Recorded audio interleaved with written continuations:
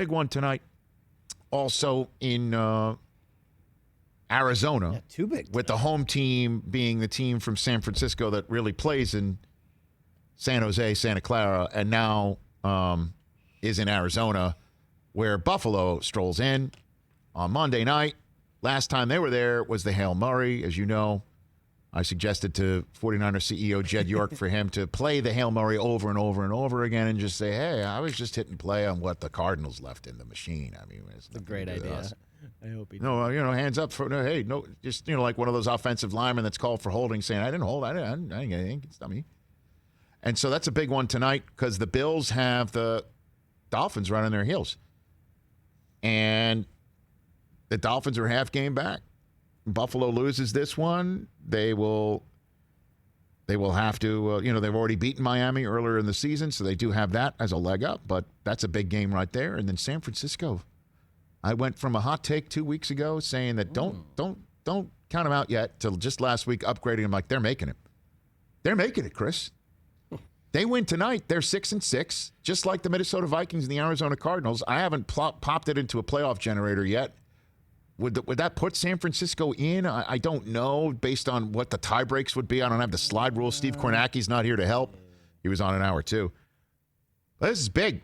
And I'll just say this as well about what's going on with the 49ers. You heard Jed York talk about it last week. This team is not using this as an excuse. As you know, the teams in the NFL that have the it's us against the world mentality and have the players have the ability to back that up with their play as, say, a defending NFC champion can do.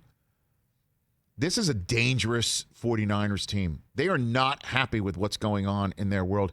They don't know right now if they are done, when they're done with these back-to-back home games, and then they play the Dallas Cowboys coming up in Week 15. That's a Sunday night football game in Dallas. They don't know if they're going to have to go back to Arizona or if things are clear for them to go home and practice at home that week. And if they can't, they will not be home for Christmas. I have spoken to people in that organization who had a terrible time leaving for Arizona this week to play this game because they told their kids, I might not be home for Christmas, and it was bad news in the household. Looking your child in the face and saying, I might not be home for the holidays. I'm just going to shoot you straight here.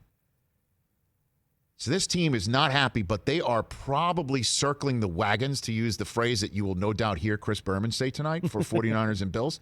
They are circling the wagons, and I think this is going to be a dangerous team, us against the world. They've got a coach who can light it up like that, too. I kind of like them tonight. I do like them tonight. I already predicted them to win on game day morning.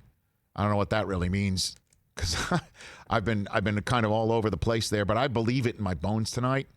I think last week they kind of showed us what they're capable of against the Rams. And if Kittle and Jimmy G return Week 16 at Arizona when they're the road team, then home for Seattle. Well, what if you stick with Nick Mullins? I don't know. We'll see how Nick plays. I don't know how Garoppolo's going to look, and I think you got to go with the guy that took you to the Super Bowl last year. But if let's say Nick lights it up tonight, I mean, how do you get away from him? I guess we could look at that down the road. That would be a high-class problem for a 5-6 team to have right now. But for sure. Looking forward to tonight like that. Yeah, same. I believe in the 49ers quite a bit. Hey, you watched all the way to the end. Thanks for that. Watch more right here.